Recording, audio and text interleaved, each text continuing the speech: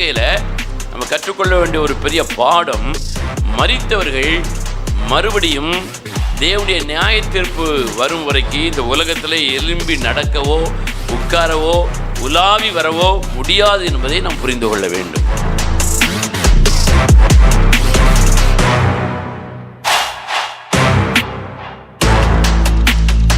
கிறிஸ்தவர்களிடத்தில் கூட மரித்தவர்கள் எழும்பி உலா வருகிறார்கள் என்றுதான் அவர்கள் நம்புகிறார்கள். அநேக கிறிஸ்தவர்கள், ஒரு சில கிறிஸ்தவர்கள் தான் அதை நம்புவதில்லை. ஆவிக்குரிய கிறிஸ்தவர்கள் கூட செத்தவன் அங்கே உட்கார்ந்து இருக்கிறான், செத்தவன் இங்கே வந்து நடந்து வந்தான், நான் பார்த்தேன் அப்படி சொல்வதெல்லாம் பார்க்குறோம்.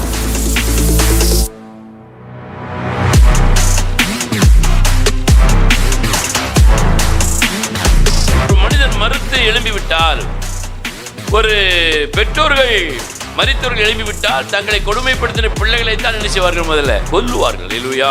அதே போல ஒரு மரித்த கணவனோ மனைவியை எழுப்பிவிட்டால் தங்களை துன்பப்படுத்தின அந்த கணவனே மனைவியை தான் என்ன செய்வாங்க? அவங்க கொல்லுவாங்க. பேய் அதை தானங்க செய்யும்.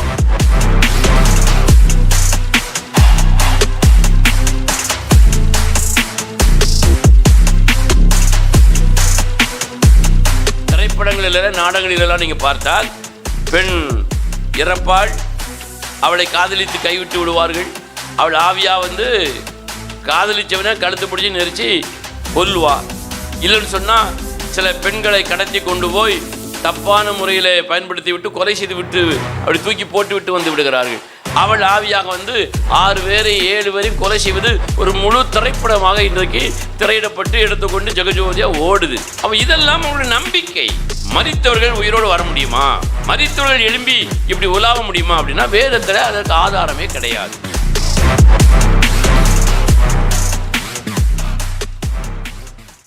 கர்த்தருடைய பரிசுத்த நாமத்திற்கு மகிமை உண்டாவதாக. ஆண்டவராகிய இயேசுவின் நாமத்தில் உங்கள் யாவரையும் வாழ்த்துகிறேன். தேவன் கடந்த நாட்கள் முழுவதும் நம்மை கனின்மணி போல பாதுகாத்து இம்மட்டுமாக நம்மை சுகத்தோடும் பலத்தோடும் வழிநடத்தியிருக்கிறார். அதற்காக தேவனுக்கு எப்பொழுதும் நாம் நன்றியுள்ள தேவ பிள்ளைகளாக காணப்படுவோம். அல்லேலூயா, ஸ்தோத்திரம். தொடர்ந்து ஒரு வேத வசனத்துக்கு நேராக நம்முடைய சிந்தனைகளை திருப்பிக் கொள்வோம். 430 வருடங்கள் அடிமையாக இருந்த தேவ ஜனத்தை தேவன் விடுதலை செய்து தம்மை ஆராதிக்க வேண்டும் என்று விரும்பினார். அதனால் பார்வோன் என்கிற ராஜாவின் கையின் கீழ் எகிப்து நாட்டில் அடிமையாக இருந்த தம்முடைய ஜனங்களை மோசே என்கிற ஒரு ஊழியக்காரனை தெரிந்தெடுத்து அங்கே எகிப்து நாட்டிலே அவனை அனுப்பி அந்த ஜனங்களை விடுவித்து கொண்டு வந்தார் என்று வேதம் சொல்கிறது. அல்லேலூயா. அப்படி விடுவித்து கொண்டு வருவதற்கு முன்பதாக அந்த பார்வோன் தேவ ஜனங்களை தேவனை ஆராதிப்பதற்கு தடை செய்தான். தேவன் அதனால் பலவிதமான வாதைகளை இங்கே அனுப்பினார் என்று நம்ம தியானித்து கொண்டிருக்கிறோம். தேவனை ஆராதிப்பதற்கு நாம் பிறருக்கு தடையாக இருப்போமானால் வாதைகள் அப்படி வாழ்க்கையில் நுழைந்துவிடும் என்கிற ஒரு பாடத்தை அதிலிருந்து கற்றுக்கொள்கிறோம். அது மாத்திரமல்ல, வாதைகள் வருவதற்கான காரணம் என்ன, வாதைகள் வரும்பொழுது என்ன பாதிப்பு நமக்கு உண்டாகிறது என்பதையும் நாம் தொடர்ந்து வேதத்திலிருந்து நம்ம தியானித்து கொண்டே இருக்கிறோம். முதலாவதாக தேவன் அனுப்பின வாதை தண்ணீர் இரத்தமாக மாறியது. நதியை அடித்தார், அடி செழிப்பின் மேலே விழுந்தது. அதனால் பெரிய வறுமை தரித்திரம் அங்கே உண்டானது. தண்ணி கூட குடிக்க முடியாத அளவிற்கு ஜனங்கள் கஷ்டப்பட்டார்கள். அதன் பிறகு கொஞ்சம் தங்களை திருத்தி கொண்டார்கள். அதற்கு அப்புறம் மறுபடியும் அவர்கள் பழைய நிலைமைக்கே திரும்பினார்கள். அடி வாங்கின உடனே ஆட்டு நான் செய்ய மாட்டேன், எம்மா நான் நீ செய்ய மாட்டேன், எப்பா நான் செய்ய மாட்டேன்னு பிள்ளைகள் சொல்லும். மறுபடியும் அதே தப்பு என்ன செய்யும். சில வீடுகளில் பிள்ளைகளை நான் பார்த்துருக்குறேன், துணிஞ்சு போய் சொல்லும், தவறான வார்த்தைகளை பேசும், தவறான நண்பர்களோடு பழக்கம் வைத்து கொள்ளும். அப்போ பெற்றோர்கள் கண்டிப்பார்கள். பிள்ளை கேட்கலன்னு சொன்னோடனே கொஞ்சம் அடிப்பாங்க, திட்டுவாங்க.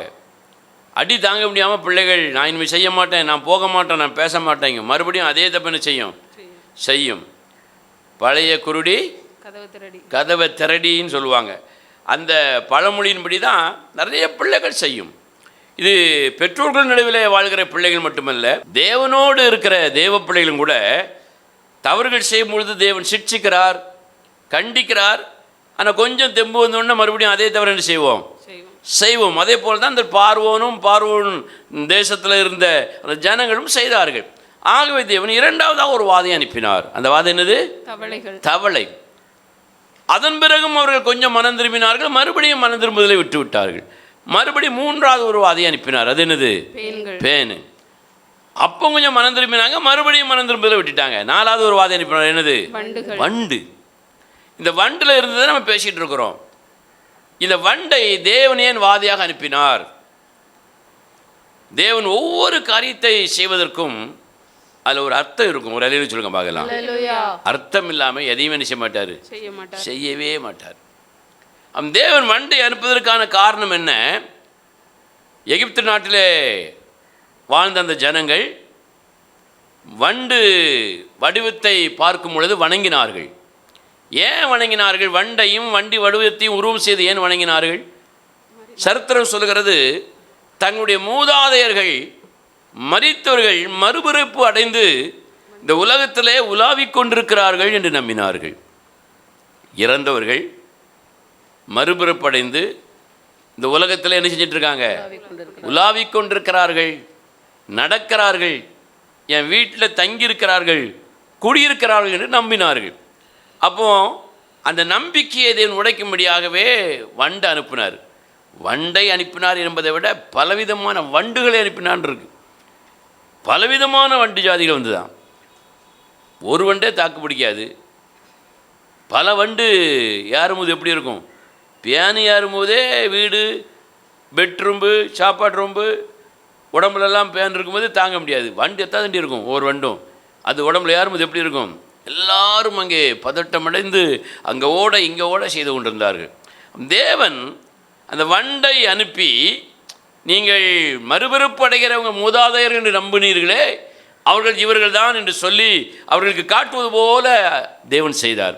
அதன் பிறகு வண்டுகள் போட்டோம், வண்டுகளை அடித்து கொல்லவும், வண்டுகளை தூர தள்ளி போடவும், இப்படிப்பட்ட ஒரு இடத்திற்கு அந்த எகிப்து தேச ஜனங்கள் வந்தார்கள் வேதம் சொல்லுது. அப்போ நம்முடைய வாழ்க்கையில் நம்ம கற்றுக்கொள்ள வேண்டிய ஒரு பெரிய பாடம், மரித்தவர்கள் மறுபடியும் தேவனுடைய நியாய தீர்ப்பு வரும் வரைக்கும் இந்த உலகத்தில் எழும்பி நடக்கவோ உட்காரவோ உலாவி வரவோ முடியாது என்பதை நாம் புரிந்து கொள்ள வேண்டும். இன்றைக்கு அந்த நம்பிக்கை நிறைய கிறிஸ்தவர்களிடத்தில் கூட கொஞ்சம் தான் இருக்குது. மரித்தவர்கள் எழும்பி உலா வருகிறார்கள் என்று தான் அவர்கள் நம்புகிறார்கள் அநேக கிறிஸ்தவர்கள். ஒரு சில கிறிஸ்தவர்கள் தான் அதை நம்புவதில்லை. ஆவிக்குரிய கிறிஸ்தவர்கள் கூட செத்தவன் அங்கே உட்கார்ந்துருக்கிறான், செத்தவன் இங்கே வந்து நடந்து வந்தான், நான் பார்த்தேன் அப்படி சொல்வதெல்லாம் பார்க்குறோம். அப்போது வேதம் சொல்கிறது, மரித்தவர்களை குறித்து நான் சொன்னேன் போன வாரம், ஒரு மனிதன் மறுத்து எழும்பிவிட்டால், ஒரு பெற்றோர்கள் மரித்தவர்கள் எழும்பிவிட்டால் தங்களை கொடுமைப்படுத்தின பிள்ளைகளைத்தான் என்ன செய்வார்கள்? முதல்ல கொல்லுவார்கள். அல்லேலூயா. அதே போல ஒரு மரித்த கணவனோ மனைவியை எழும்பிவிட்டால் தங்களை துன்பப்படுத்தின அந்த கணவனே மனைவியை தான் என்ன செய்வாங்க? அவங்க கொல்லுவாங்க. பேய் அதை தானங்க செய்யும். ஏன்னா அவங்க உயிரோடு இருக்கும்போதே ஒன்றும் செய்யலை, இவங்களும் அவங்களுக்கு ஒன்றும் செய்யலை. அது வெளியே பெரிய ஒரு குழப்பத்தை உண்டு பண்ணிவிடும். திரைப்படங்களில் நாடகங்களிலெல்லாம் நீங்கள் பார்த்தால், பெண் இறப்பாள், அவளை காதலித்து கைவிட்டு விடுவார்கள். அவள் ஆவியாக காதலிச்சவனை கழுத்து பிடிச்சி நெரிச்சு கொல்லுவா. இல்லைன்னு சொன்னால் சில பெண்களை கடத்தி கொண்டு போய் தப்பான முறையில் பயன்படுத்தி விட்டு கொலை செய்து விட்டு அப்படி தூக்கி போட்டு விட்டு வந்து விடுகிறார்கள். அவள் ஆவியாக 6 பேரை 7 பேரையும் கொலை செய்வது ஒரு முழு திரைப்படமாக இன்றைக்கு திரையிடப்பட்டு எடுத்துக்கொண்டு ஜெகஜோதியாக ஓடுது. அப்போ இதெல்லாம் அவங்களுடைய நம்பிக்கை. மரித்தவர்கள் உயிரோடு வர முடியுமா? மரித்தவர்கள் எழும்பி இப்படி உலாவ முடியுமா அப்படின்னா வேதத்தில் அதற்கு ஆதாரமே கிடையாது. அவங்க உலாவி வருவது யார் என்று சொன்னால், பிசாசு தான் மனித உருவம் கொண்டு இந்த உலகத்திலே நடமாடுகிறான், உலாவுகிறான் என்று நான் போன வாரம் உங்களுக்கு சொன்னேன். ஏன் அப்படி உலாவ வேண்டும் என்று சொன்னால், தேவன் மீது இருக்கிற நம்பிக்கையை திசை திருப்பும்படியாக பிசாசு இந்த காரியங்களை தந்திரமாக செய்கிறான். அல்லேலூயா. அதனால் மரித்தவர்கள் ஒரு நாள் நினைச்ச மாட்டாங்க, எழும்ப மாட்டாங்க. அவங்களை குறித்து வேதம் சொன்ன அந்த வேத பகுதி பிரசங்கின் புஸ்தகம் 9ஆம் அதிகாரம், திருப்பிக் கொள்ளுங்க. பிரசங்கின் புஸ்தகம் 9ஆவது அதிகாரம் 5வது வசனத்தை வாசிங்க பார்க்கலாம். உயிரோடு இருக்கிறவர்கள் தாங்கள் மரிப்பதை அறிவார்களே. உயிரோடு இருக்கிறவர்கள் மரிப்பதை அறிவார்களே. மரித்தவர்கள் ஒன்றும் அறியார்கள். மரித்தவர்கள் ஒன்றும் அறியார்கள். இனி அவர்களுக்கு ஒரு பலனும் இல்லை. இனி அவர்களுக்கு ஒரு பலனும் இல்லை. பலனும் இல்லை. அவர்கள் பெயர் முதலாய் மறக்கப்பட்டு இருக்கிறது. பெயர் முதலாக மறக்கப்பட்டு விட்டது. நாம கல்லறையில எழுதி வச்சு ஞாபகப்படுத்திட்டு இருக்கிறோம். வருஷத்துல ஒரு நாள் போவோம், என்னைக்காவது யோசிப்போம். ஆனால் உண்மையிலே அந்த இறந்து போன அந்த மூதாதையர்கள் பெற்றோர்களோ அல்லது பிள்ளைகளோ கணவனோ மனைவியோ எந்த உறவினர்களாக இருந்தாலும் அந்த அவருடைய பெயர் முதலாக நாள்பட என்ன செஞ்சிடும், மறந்துருங்க. அவர்களால் ஒரு பலனும் இல்லை. மரித்தவர்களால், அந்த வசனத்தை மறுபடியும் வாசிங்க. உயிரோடு இருக்கிறவர்கள் தாங்கள் மரிப்பதை அறிவார்களே.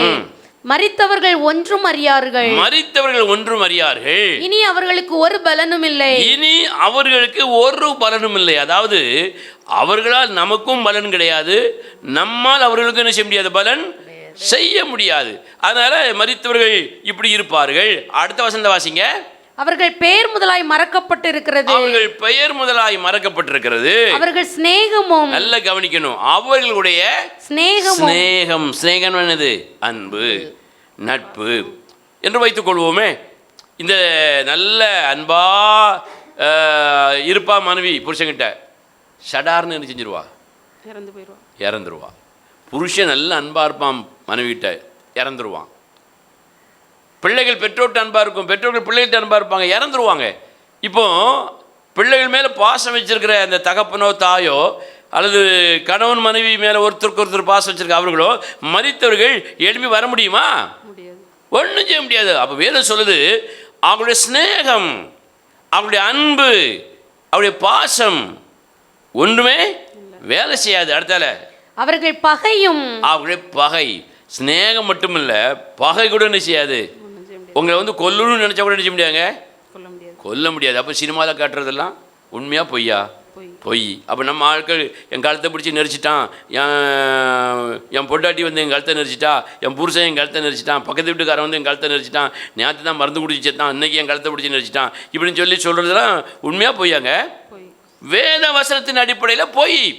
மரித்தவர்கள் சிநேகிக்க முடியாது, மரித்தவர்கள் பகையை நிறைவேற்ற முடியாது. அடுத்தால அவர்கள் பொறாமையும், அவர்கள் பொறாமை, உங்க மேல பொறாமைப்பட்டிருக்கான்னு வச்சுடுங்க உயிரோடு இருக்கும்போது.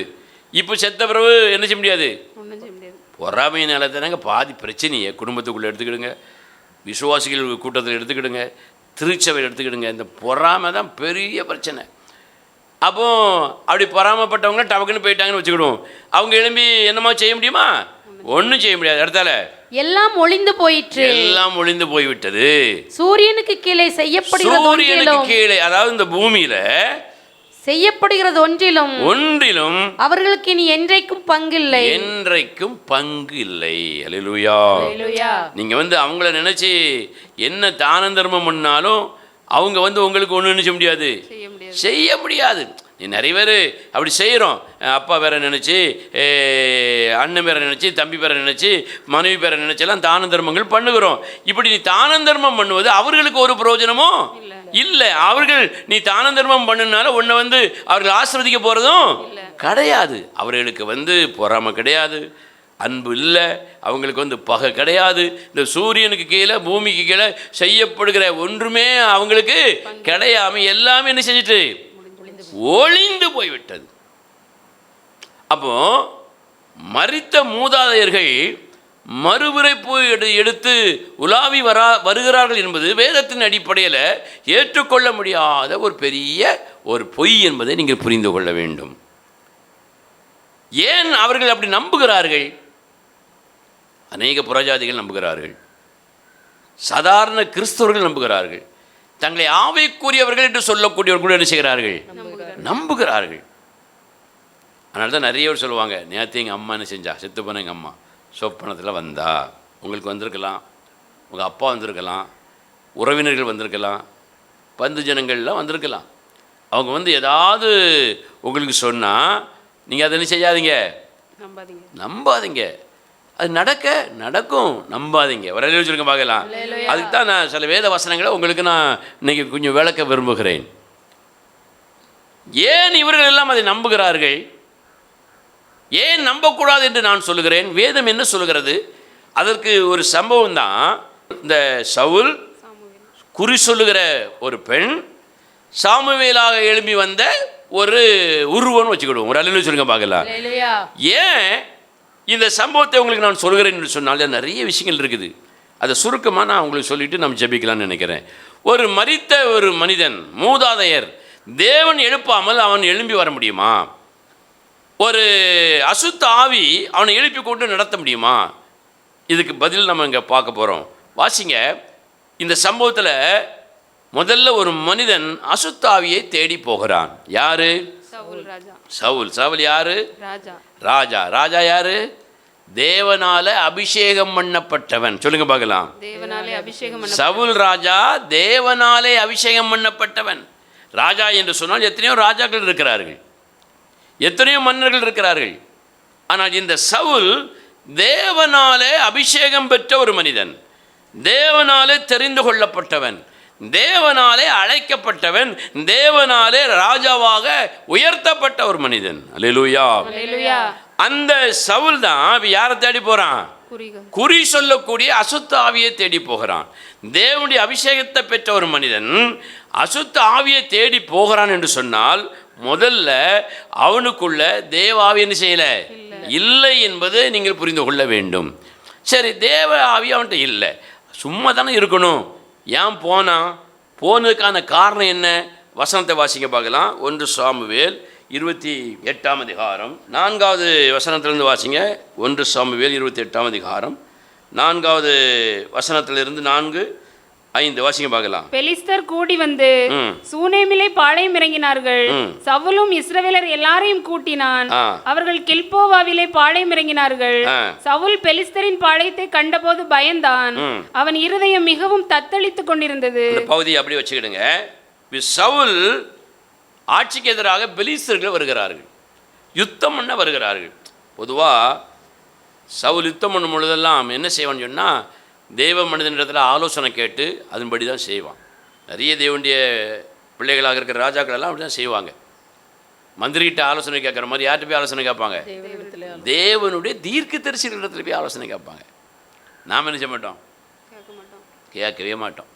நம்ம சுயமாகவே நம்ம புத்தி என்ன சொல்லுதோ, நம்ம அறிவு என்ன சொல்லுதோ அதுபடி தானே செய்வோம், நடப்போம், செய்வோம். ஆனால் நிறைய தேவ ஜனங்கள் தேவ மனிதர்களிடத்தில், தீர்க்கதரிசிகளிடத்தில், தேவனுடைய ஊழியக்காரனிடத்தில் ஆலோசனை கேட்பாங்க. அப்படித்தான் இந்த சவுல் தான் ஆட்சி செய்யும் பொழுது சாமுவேல் என்கிற தீர்க்கதரிசி மூலமாக ஆலோசனை கேட்டு எல்லாம் செஞ்சுக்கிட்டே இருந்தான். இப்போ சாமுவேல் என்ன செஞ்சிட்டாரு? இறந்துட்டார். சாமுவேல் இறந்தாச்சு. சாமுவேல் இறக்கும் பொழுதே, இறப்பதற்கு முன்பதாக சவுலுடைய அந்த வாழ்க்கை நடைமுறையெல்லாம் வித்தியாசமாக தேவனுக்கு பிரியம் இல்லாமல் அங்கே இருந்ததுன்னு வேதம் சொல்லுது. அதனால் இப்போ இந்த சண்டைக்கு போகலாமா, எப்படி சண்டை போடலாம் என்கிற இந்த பிரச்சனைக்கு தீர்வு கேட்பதற்கு, ஆலோசனை கேட்பதற்கு சாமுவேல் இல்லை. சாமுவேல் தீர்க்கதரிசி ஆலோசனை சொல்வதற்கு அங்கே இல்லை. சவுல் தனியாக ஜோமணி பார்க்காரு, ஒன்று நினைச்ச மாட்டாங்க, பதில் வர மாட்டாங்க, உத்தரவு வர மாட்டாங்க, போகாத உத்தரவு வர மாட்டாங்க. இதனால் இருதயம் என்ன செய்யுது? தத்தளிக்குது. நம்முடைய வாழ்க்கையில் கூட நிறைய நேரங்களில் சில பிரச்சனைகளுக்கு என்ன தீர்வு அப்படின்னு நம்ம கண்டுபிடிக்க முடியாமல், எடுக்க முடியாமல் இருக்கும் பொழுது நம்முடைய இருதயம் என்ன செய்யும்? தத்தளிக்கும். அந்த தீர்வை சரியான ஒரு ஆள் சொல்லி அந்த தீர்வின்படி முடிவெடுத்து அது ஆசீர்வாதமாக வந்து நல்ல ஒரு நன்மையை நமக்கு தரும்போது அது சந்தோஷமாக இருக்கும். இப்போ அந்த தீர்வு சொல்வதற்கு ஆளும் இல்லை, நமக்கும் தீர்வு எடுப்பதற்கு உள்ள அறிவும் இல்லை.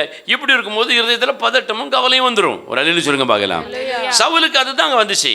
அதனால தேவனோட பேசலை, அவனுக்கு ஆலோசனை சொல்வதற்கு சாமுவேல் தீர்க்கதரிசியும் இல்லை. அதனால் எப்படியாகிலும் யுத்தத்தில் நம்ம ஜெயிக்கணும், நமக்கு ஆலோசனை தேவை அப்படிங்கிறது எங்கே போகிறான்? குறி சொல்லுகிற பெண்ணை தேடி போகிறான். நீங்கள் நிறைய ஆவிக்குரியவர்கள் கிறிஸ்தவர்கள் தங்களுக்கு தேவனுடைய மறு உத்தரவான பதில் கிடைக்காத பட்சத்தில் கண்ட கண்ட இடங்களை தேடி என்ன செய்வார்கள்? போவார்கள். சாதாரண உலக மனுஷன்கிட்ட போய் ஆலோசனை கேட்பாங்க, சாதாரண ரட்சிக்கப்படாதவங்ககிட்ட போய் ஆலோசனை கேட்பாங்க, மனம் திரும்பாதவன்கிட்ட போய் ஆலோசனை கேட்பாங்க. அப்படி இருக்கும்போது தான் அவர்கள் தடுமாட ஆரம்பித்து விடுகிறார்கள். இங்கே சவுல் அப்படி தான் தடுமாடி குறி சொல்கிறவகிட்ட போகிறான். குறி சொல்கிறவகிட்ட ஏன் போகிறான்னா, குறி சொல்லுகிறவள் மரித்து போன சாமுவேலை உயிரோடு எழுப்ப முடியும். அப்படி உயிரோடு எழுப்பினால் அந்த சாமுவேல்கிட்ட நம்ம என்ன செஞ்சுக்கலாம்? ஆலோசனை கேட்டுக்கிடலான்ட்டு போகிறான். ஆனால் வேதம் சொல்லுது, மரித்தவர்கள் ஒன்றும் அறியார்கள். ஸ்நேகம் கிடையாது, பகை கிடையாது, பொறாமை கிடையாது, அவங்களுக்கு இந்த பூமியில் பங்கும் இல்லை பாவம் இல்லை அப்படின்னா வேதம் சொல்லுது. அப்படி இருந்தும் பாருங்கள், சவுல் குறி சொல்லுகிற பெண்ணை தேடி போகிறான். இந்த சவுல் ஒரு காலத்தில் தேசத்தில் குறி சொல்லுகிற மனிதர்கள் ஒருவர் கூட இருக்கக்கூடாதுன்னு அவ்வளோ வரையும் அப்புறப்படுத்தின ஒரு மனிதன். ஒரு அலுவலி சொல்லுங்க பார்க்கலாம். இப்போ என்ன செஞ்சிட்டான்? பின்மாறிட்டான். தத்தளிப்பு வரும்பொழுது, தடுமாட்டம் வரும்பொழுது அப்படி பின்மாறி போகிறான். ஆலோசனை சொல்வதற்கு ஆள் இல்லை, பின்மாறி போகிறான். நமக்கு ஆள் இருந்தாலும் கேட்க மாட்டோம், பின்மாறி போயிடுவோம். அப்போ அப்படி இருக்கும்போது இப்போ சவுல் அப்படியே போய் அந்த பொம்பளையை பார்க்க போகிறான். தேசத்திலேயே குறி சொல்லக்கூடியவர்கள் இருக்கக்கூடாதுன்னு அகற்றின ஒரு தெய்வ மனிதன் அந்த குறி சொல்லிவிட்ட போய் உட்கார்ந்துருக்கிறான்.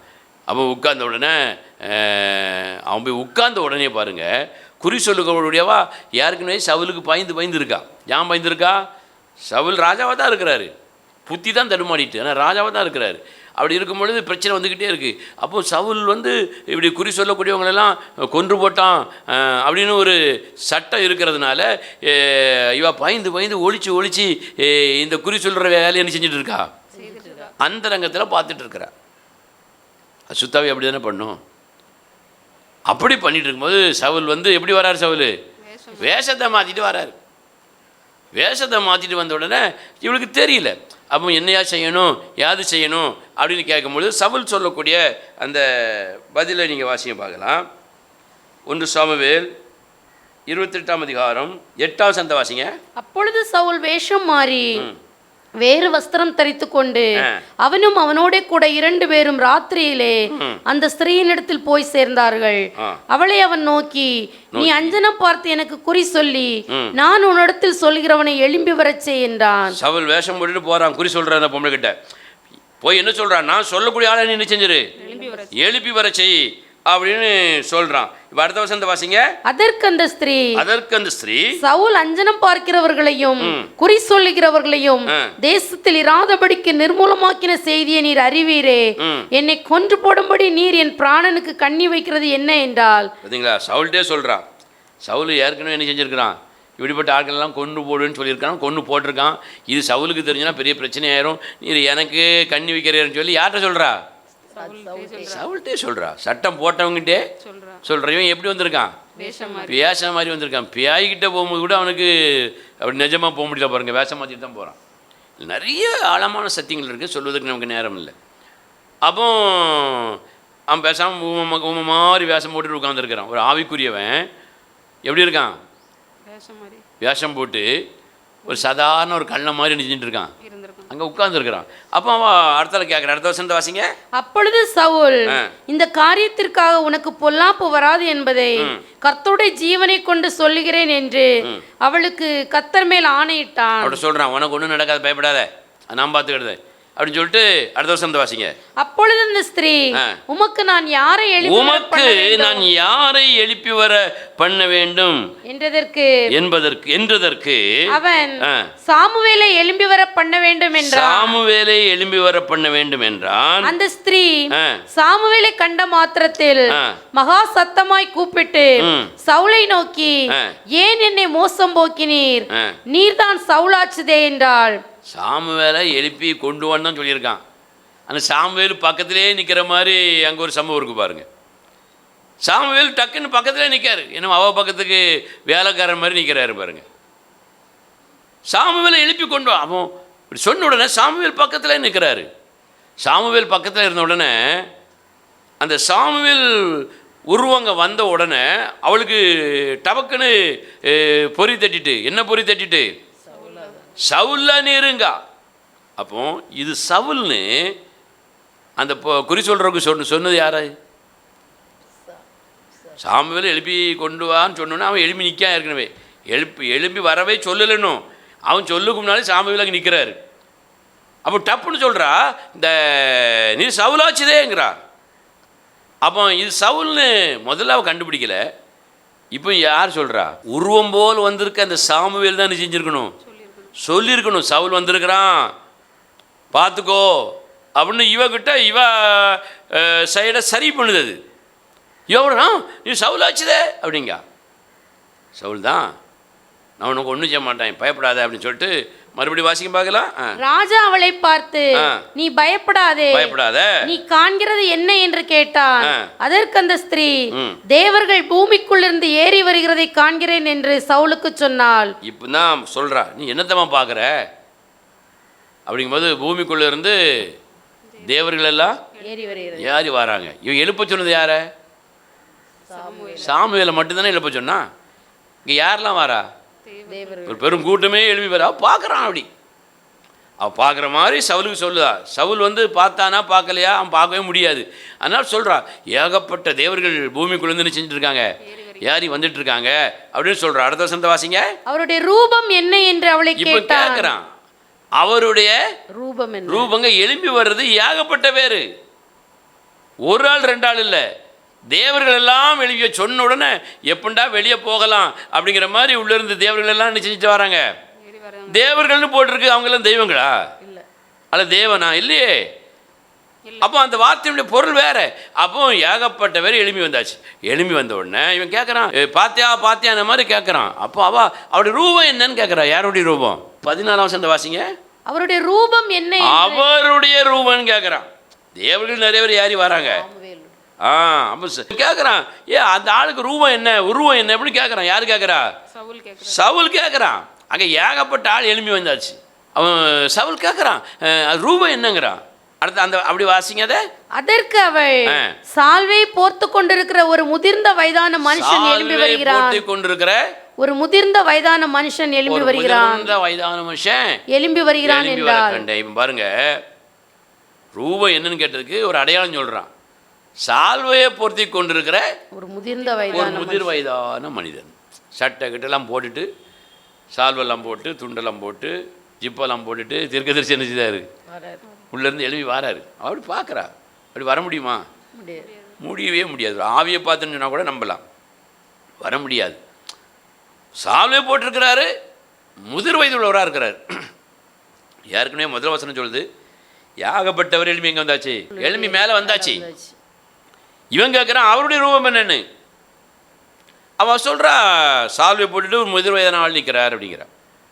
அடுத்த வாசிங்க தொடர்ந்து. அதனாலே சவுல் அவன் சாமுவேல் என்று அறிந்து சவுல் அறிந்து கொண்டான் அப்படின்னு போட்டிருக்கு. சாமுவேலை சவுல் பார்த்தானா? சத்தம் சொல்லுங்க. பார்க்கல. அந்த குறி சொல்கிற ஸ்திரீயாவது சாமுவேலை கரெக்டாக பார்த்தாளா? பார்க்கல. அடையாளத்தை சொல்கிறா, ஒரு கெஸ்ஸிங்கில் யூகத்தில் சொல்கிறா. அதை இவன் சாமுவேல்னு செஞ்சாச்சு, நம்பியாச்சு. பேய் இப்படித்தான் தந்திரமாக என்ன செய்யும்? ஏமாற்றும். இதை நீங்கள் புரிந்து கொள்ள வேண்டும். ஒரு அலையில் வச்சுருங்க பார்க்கலாம். அசுத்தாவி இப்படி தான் தந்திரமாக ஏமாற்றும். அது சாமுவேலுடைய உருவத்திலே வந்திருந்தால் கூட மெய்யாகவே சாமுவேல் மரித்து உயிரோடு என்ன செய்ய முடியாது? எழுப்பவே முடியாதுங்க. மரித்தவனை யாரும் எழுப்ப முடியாது. சாமுவேல் எல்லாம் எழுப்ப முடியாது.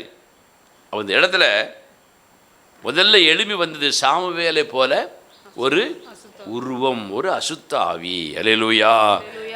அப்போ இதில் நிறைய பேர் இது சாமுவேல்னு நம்புகிறாங்க. இது சரியா தப்பா? தவறு. அல்லேலூயா. ஒரு சிலர் நம்ப மாட்டாங்க, நிறைய பேர் நம்புகிறாங்க. கேட்டால் பழைய ஏற்பாடு காலத்தில் அப்படி எழுப்பலாம். இவங்களே ஒரு கற்பனை கதையை தப்பாக பிரசங்கம் பண்ணியிருப்பாங்க. யாராவது சொல்ல போனால் அதை சரியாக்கணுமே, அதுக்காக பழைய ஏற்பாட்டு காலத்தில் அப்படிலாம் எழும்புவாங்கன்னு ஏதாவது கப்சாவை கட்டி விடுது. ஒரு அல்லேலூயா சொல்லுங்க பார்க்கலாம். அவர் சாமுவேலை போல ஒரு உருவத்தை அவள் எழுப்பினாள். அசுத்த ஆவியை எழுப்பியது அப்படின்னு கூட சொல்லலாம். அசுத்தாவி பிடித்த ஒரு பெண் அசுத்த ஆவியை கொண்டு இன்னொரு அசுத்த ஆவியை வெளியே கொண்டு வந்து சாமுவேலை போல ஒரு உருவத்தை இங்கே காட்டினாள். இதுதான் பிசாசனுடைய ஒரு பெரிய தந்திரம். அல்லேலூயா. இங்கே சாமுவேல்னு போட்டிருக்கிறதுனால அநேக நம்புகிறார்கள்.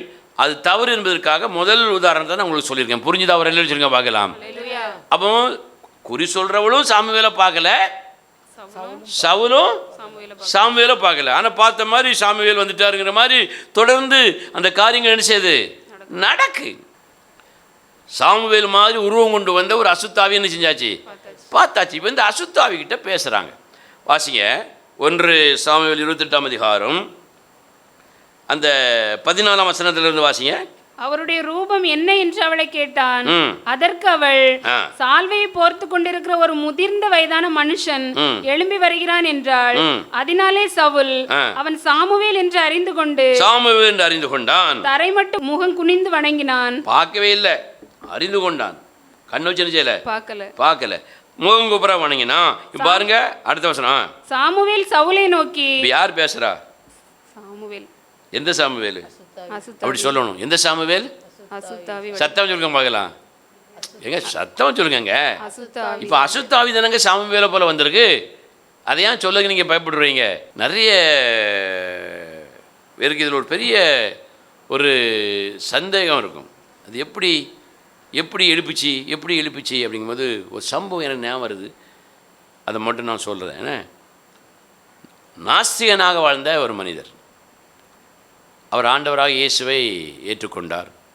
நிறைய இடங்களில் ஊழியம் பண்ணார். ஊழியம் பண்ணும் பொழுது அவர் ஊழியத்தில் சாட்சி தீவிரமாக இருக்கும்.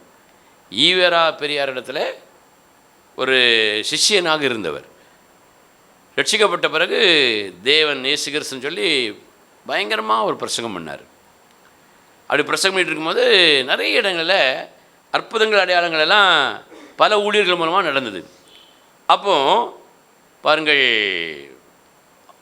வேறொரு மார்க்கத்தை சார்ந்த கிறிஸ்தவ ஐக்கியம் இல்லாத ஒரு மனிதன் பயங்கரமான அற்புதங்களை செய்கிறார்கள் என்று சொல்லி அவரை தேடி அநேகர் அங்கே போனாங்க. இன்றைக்கி கூட நீங்கள் நிறைய மந்திரவாதிகளை பார்க்கலாம். இப்படி டப்புனுடைய கையை நீட்டுவாங்க, கைக்குள்ளே இருந்து என்ன வந்துடும்? இந்த ரூபா வந்துடும். கைக்குள்ளே இருந்து வேறு ஒரு பொருள் வந்துடும், தங்கம் வந்துடும், ஒரு மோதிரம் வந்துடும். இப்படி நிறைய காரியங்களை பாருங்கள் கிறிஸ்தவர் அல்லாத ஆன்மீக மார்க்கத்தை சார்ந்த நிறைய பேர் செய்கிறார்கள். அப்போ இந்த ரட்சிக்கப்பட்ட இந்த நாஸ்திக அவரை போய் பார்க்கணுன்ட்டு போகிறார். போகும்போது அந்த கிறிஸ்தவர் அல்லாதவர் இந்த உலகத்தில் என்னென்ன தெய்வம்லாம் உண்டோ அதெல்லாம் அப்படி கையில் கொண்டு வந்து இப்படி கொடுப்பாராம். உனக்கு என்ன தெய்வம் வேணும் அப்படின்னு அவங்க ஏதாவது ஒரு பேரை சொல்லுவாங்க. உடனே கையை காட்டுவார், அதில் இந்த சிலை வந்துடும். கொண்டு போ அப்படிம்பார். எனக்கு அந்த சாமி வேணும், கொண்டு போ. உனக்கு இந்த பொம்பளை சாமி வேணும், என்ன கொண்டு போ.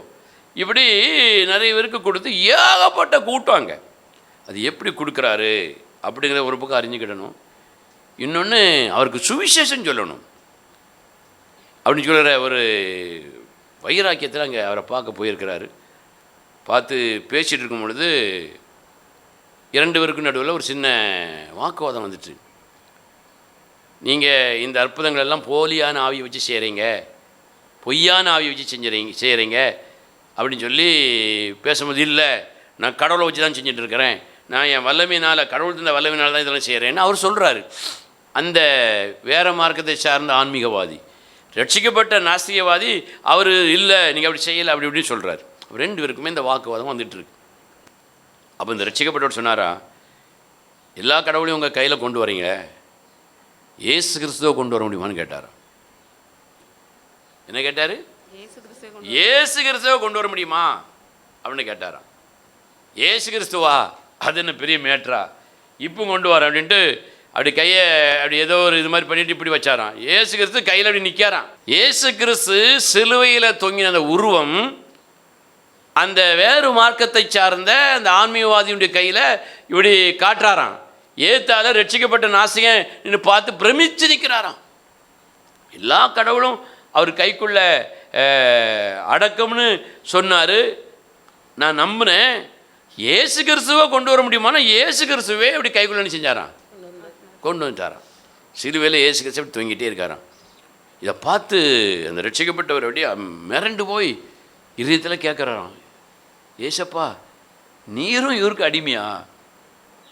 இவரும் அசுத்தாவியை வச்சு தானே இவ்வளோ காரியங்களும் செய்கிறாருன்னு நான் வந்தேன், சுவிசேஷத்தை சொல்லதுக்கு வந்தேன். நீர் அவருக்கு அடிமையா? நீரும் அவருக்கு கைக்குள்ளையா? அவர் கூப்பிட்டோட நீர் வந்துடுவேரா? நீர் சர்வ வல்லமை உள்ள தேவனாச்சுதே, நீர் எப்படி எப்பா அவர் கைக்குள்ளே வந்தீருன்னு இதயத்தில் கட்டுக்கிட்டே இருக்காராம். அப்படி பிரமிச்சு நிற்க அந்த கூட்டம். பெரிய சவால், அது நடந்த சம்பவம். அப்போ ஆண்டவர் சொன்னாரா இவர்கிட்ட, நீ அவர் கையில் காட்டுற அந்த உருவத்தை நல்லா உத்து பாருனாராம். நல்ல உத்துப்பாரு, நான் சிலுவையிலே தொங்குகிற அந்த காட்சியில் இருக்குத, நீ நல்ல உத்துப்பாரு அப்படின்னு சொன்னாராம். இவர் உத்து பார்க்காராம், ஒன்றுமே தெரியலையா. தத்ரூபமாக இயேசு கிறிஸ்து சிலுவையில் தொங்கிட்டு இருக்குது, அப்படி இருக்குது. எனக்கு ஒன்றுமே தெரியலையாப்பா, நல்லா பாரு நல்லா பாரு அப்படிங்கிறாரு. சொல்லியிருக்கலாம், நீ நல்லா கவனிக்கணும், நல்லா பார்க்கணும், எதையும் சட்டுன்னு நம்பிடக்கூடாது, சட்டார்னு அதை நம்பி ஏன்ட்ட கேள்வி கேட்கக்கூடாது. அப்படிங்கிறதுக்காக தான் நீ நல்லா பாரு, கூர்ந்து கவனி, கவனமாக இருன்னு சொல்கிறது. ஒரு அலையில் சொல்லுங்க பார்க்கலாம். ஆனாலும் இவருக்கு என்ன செய்யலை, புரியலை. அப்போ ஆண்டு சொன்னாரா, சிலுவையில் தொங்கிட்டு இருக்கிறேன்ல, என் கைகளையும் என் கால்களையும் பாரு, அந்த காயம் இருக்கான்னு பாருன்னாராம். சிலுவையில் அடிக்கப்பட்ட அந்த ஆணியினுடைய காயங்கள் அங்கே இருக்கா, விழாவில் கொத்துப்பட்ட அந்த காயம் இருக்கான்னு பாருங்கிறாராம். பார்த்தா அங்கே ஒன்றுமே இல்லை. போலியான ஒரு உருவ தோற்றத்தை சாத்தான் அப்படி காட்டி, இயேசு கிறிஸ்துவ மாதிரி காட்டி, இந்த ஊழியக்காரனையே இடற வைப்பதற்கான சூழ்நிலை அங்கே செஞ்சுட்டான், உருவாக்கிட்டான். ஆண்டவர் அப்படி சொன்ன உடனே அங்கே அது இல்லை அப்படிங்கும்போது இந்த ஆளே மறைச்சிட்டாராம், அந்த மனுஷனே அப்படி மறைச்சிட்டாராம். யோசித்து பாருங்க, தேவன் சாதாரண மனிதனுடைய கைக்குள்ளே அடங்கி இருக்கிறவரா? அசுத்தாவியினுடைய சட்டத்திற்கு அவர் அடங்கி இருக்கிறவரா? கிடையாது. அப்படியானால் இங்கே ஒரு குறி சொல்லுகிறவள் மரித்து போன சாமுவேலை எழுப்பி கொண்டு வருகிறாள் என்று சொன்னால் தேவன் அவருடைய சட்டத்திற்கு அடங்கினவரா? கிடையாது. வேத வசனம் பொய்யாகுமா? பொய்யாகாது. அப்போ சாமுவேலை போல ஒரு உருவத்தை அந்த அசுத்தாவி என்ன செஞ்சது? காட்டினதை ஒழிய உண்மையான சாமுவேல் என்ன செய்யலை, எழுப்பி கொண்டு வர முடியலை. சத்தமாக ஒரு அலையில் வச்சுருங்க பார்க்கலாம். இதுதான் அங்கே நடந்ததற்கான ஒரு முக்கியமான ஒரு சம்பவம். முதல்ல அது சாமுவேல் இல்லை என்பதற்கு இது ஒரு முக்கியமான சம்பவம். அடுத்தால உண்மையிலே அது சாமுவேல் தானா, சாமுவேலை போல எப்படி காட்டியது அப்படின்னா அதுக்கு கொஞ்சம் நேரம் எடுக்கும் பேசுறதுக்கு. அதனால் முதல்ல ஒரு பாயிண்ட்டை எனக்கு விவரமாக சொல்லியிருக்கேன். சாமுவேலை போல உருவத்தை கொண்டு வந்தது. ஒரு அலையில் சொல்லுங்க பார்க்கலாம். அசுத்தாவி எந்த மனிதனை போல உருவத்தில் செய்ய முடியும், கொண்டு வர முடியும். இயேசு கிறிஸ்துவை போல கூட ஒரு உருவத்தை அசுத்தாவி செய்ய முடியும், கொண்டு வர முடியும். ஆனால் தொடர்ந்து அவர் சாமுவேல் தான் என்று அநேக கிறிஸ்தவர்கள் நம்புவதற்கு என்ன காரணம்? அடுத்த வாரம் நம்ம அதை பேசுவோம். முதல்ல நீங்கள் புரிஞ்சுக்கணும், அசுத்தாவி எந்த மரித்த மனிதனுடைய உருவத்தையும் அது எடுத்துக்கொண்டு உலாவி வர முடியுமே தவிர உண்மையிலே மரித்த ஒரு மனிதனை என்ன செய்ய முடியாது, எழுப்ப முடியாது. அப்போ முதல்ல அசுத்தாவி செத்தவனை போல ஒருவனை என்ன செய்ய முடியும், எழுப்ப முடியும். இதில் நம்ம கவனமாக இருந்து வேத வசனத்தை நம்பி நம்மை சரிப்படுத்தி கொள்ள வேண்டும். அதை சரிப்படுத்தி கொள்ளாமல் சவுல் சாமுவேலை வணங்கினது போல நாம் வணங்க ஆரம்பித்து விட்டால், தொழுது கொள்ள ஆரம்பித்து விட்டால், இருதயபூர்வமாக அதை ஏற்றுக்கொள்ள ஆரம்பித்து விட்டால் தொடர்ந்து வாதைகள் அப்படி ஒன்றன் பின் ஒன்றாக நம்முடைய வாழ்க்கையில் செய்ய ஆரம்பிச்சிடும், வர ஆரம்பிச்சிடும். அல்லேலூயா. முதல்ல எழும்பி வந்தது சாமுவேல் அல்ல. இரண்டாவது பார்த்தீங்கன்னா அந்த சாமுவேலுடைய ஆவி என்ன செய்கிறது? பேசுகிறது. அது உண்மையா பொய்யா என்பதை அடுத்த வாரம் நம்ம தியானம் பண்ணுவோம். சரியா? ஆகவே அப்படி எல்லாரும் எழும்பி நிற்போம். தேவன் எந்த மனிதனுடைய கைக்குள்ளும் அடங்குகிறவர் அல்ல. அல்லேலூயா. அல்லேலூயா. அவர் காற்றையும் கடலையும் தம்முடைய கைப்பிடியிலே அடக்கி வைக்கிறவர். அப்படி சர்வ வல்லமையுள்ள தேவனை யாரும் அடக்க முடியாது. எந்த அசுத்தாவையும் அடக்க முடியாது. ஆகவே மரித்தவர்கள் உருவங்களோடு உலாவி வருவது உண்மையிலே மரித்தவர்கள் அல்ல, சாத்தான் தன்னுடைய வல்லமையினால் ஏற்படுத்துகிற ஒரு மாய தோற்றம் என்பதை நாம் புரிந்து கொள்ள வேண்டும். புரிந்து கொள்ளாமல் அவர்களுக்கு பூஜை செய்வதோ, அவர்கள் நமக்கு உதவி செய்வார்கள் என்று சொல்லி தானம் தர்மம் பண்ணுவதோ, அல்லது அவர்களை ஜபத்தில் அழைத்து குறிக்கேற்பது போல பேசுவதோ, இதெல்லாம் வேதத்திற்கு பொருந்தாத விஷயங்கள். ஆகவே ஆண்டவர் ஒருவர் மாத்திரமே மரித்தவர்களை எழுப்ப முடியும். வேறு யாரும் எந்த மனிதனும் மரித்தோரை எழுப்ப முடியாது. அப்படி எழும்பி உலாவருகிற உருவங்களை நாம் பார்த்தால் அது உண்மையிலே மரித்தவர்கள் அல்ல, அசுத்த ஆவியினுடைய தந்திரங்கள் என்பதை புரிந்து கொண்டு அங்கே வணங்கி விடாமல் இயேசுவின் நாமத்தில் அதை துரத்தி விடவும் நாம் நம்மை ஒப்புக் கொடுக்கணும். ஆக ஒப்புக் கொடுப்போம். ஆண்டவரே, இந்த மாதிரியான அசுத்தாவினுடைய தந்திரங்களுக்கு நாங்கள் பலியாகி விடக்கூடாது. நாங்கள் அதற்கு தலை சாய்த்து விடக்கூடாது, வணங்கி விடக்கூடாது. எங்களை ஒப்புக் கொடுக்கிறோம். எங்களோடு பேசினீர் ஆண்டவர் என்று சொல்லக்கூடியவர்கள் கரங்களை தட்டி கத்திர மையப்படுத்த பார்க்கலாம். ஹல்லேலூயா, ஹல்லேலூயா, ஹல்லேலூயா, ஹல்லேலூயா. ஸ்தோத்திரம் ஆண்டவரே, ஸ்தோத்திரம். வாய்களை திறந்து மையப்படுத்த பார்க்கலாம். ஹல்லேலூயா, ஹல்லேலூயா, ஹல்லேலூயா. ஸ்தோத்திரம், ஸ்தோத்திரம், ஸ்தோத்திரம், ஸ்தோத்திரம், ஸ்தோத்திரம், ஸ்தோத்திரம். ஹல்லேலூயா, ஸ்தோத்திரம். நாம் கேட்டது போல எத்தனையோ தேவனுடைய ஜனங்கள் தேவனுடைய வார்த்தையை நம்பாமல் தேவனிடத்திலிருந்து பதில் வரவில்லை, தாமதமாக வருகிறது என்று சொல்லி காத்திருக்காமல் அசுத்த ஆவிகளுடைய வார்த்தைகளை நாடி சவுல் எப்படி ஒரு குறி சொல்லும் பெண்ணிடம் போய் ஆலோசனையை கேட்டாரோ, அதே போல் நாம் அசுத்த ஆவிகளை நம்பி போகாமல் இருக்கலாம்.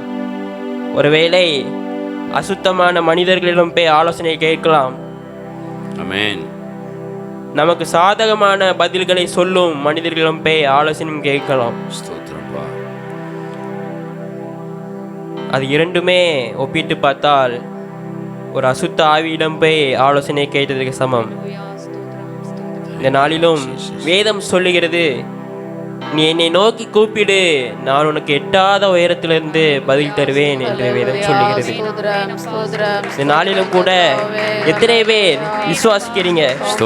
நாம் அசுத்த ஆவிகளை நம்பி இல்லை, செத்தவர்களை நம்பி நாம் போக போகிறதில்லை. ஏனென்றால் நம்முடைய தேவன் ஒரு சர்வ வல்லமையுள்ள தேவன். நாம் செத்தவர்களிடம் போய் ஆலோசனை கேட்க வேண்டிய அவசியமே நமக்கு கிடையாது. ஏனென்றால் நம்முடைய தேவன் மரணத்தையும் ஜெயித்து அந்த தேவனை தான் நாம் இன்று இப்போ துதிக்க போகிறோம். உமக்கு ஒப்பானவர் யார் என்று எத்தனை பேர் சொல்ல முடியும்? தேவனே, உமக்கு ஒப்பானவர் யார் இயேசப்பா? ஆண்டவரே, எங்களுக்காக மரித்தீரப்பா, எங்களுக்காக உயிர்த்தீர். நமக்காக மரித்து நமக்காக உயிர்த்தவர் நமக்காக ஒரு பதில் தர மாட்டாரா? எத்தனை பேர் விசுவாசிக்கிறீங்க? மறுபடியும் கரங்களை தட்டி இதை நாடி மகிமைப்படுத்துவாங்க. ஹல்லேலூயா. உமக்கு பாடவர் யார்? உமக்கு பாடவர் யார்? உமக்கு பாடவர் யார்? உமக்கு பாடவர் யார்?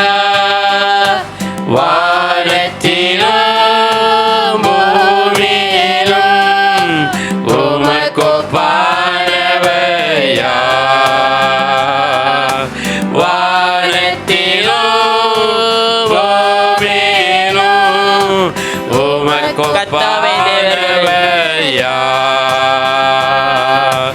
கர்த்தாவே தேவர்களே உமக்கொப்பானவர்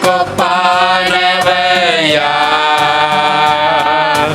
வானத்திலும் பூமியிலும் உமக்கொப்பானவர் யார்?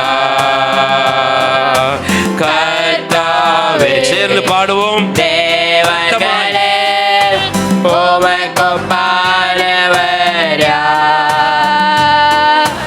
வானத்திலும் பூமியிலும் செங்கடலை பிளந்து செங்கடலை நீர் பிளந்து உந்தன் ஜனங்களை நடத்தி சென்றீர். செங்கடலை நீர் பிளந்து உந்தன் ஜனங்களை நடத்தி சென்றீர். நீர் நல்லவர், சர்வ வல்லவர், என்றும் வாக்கு மாறாதவர். நீர் நல்லவர், சர்வ வல்லவர், என்றும் வாக்கு உமக்கொப்பானவர் யார்? உமக்கொப்பானவர் யார்? உமக்கொப்பானவர் யார்? உமக்கொப்பானவர் யார்? உமக்கொப்பானவர் யார்? வானத்திலும் பூமியிலும் உமக்கொப்பானவர் யார்? இந்த வானத்திலும் பூமியிலும் உமக்கொப்பானவர் யார்? அடிக்காரங்களை தட்டி கத்திர மையப்படுத்தும். ஹல்லேலூயா, ஹல்லேலூயா, ஹல்லேலூயா, ஹல்லேலூயா. ஸ்தோத்திரம்.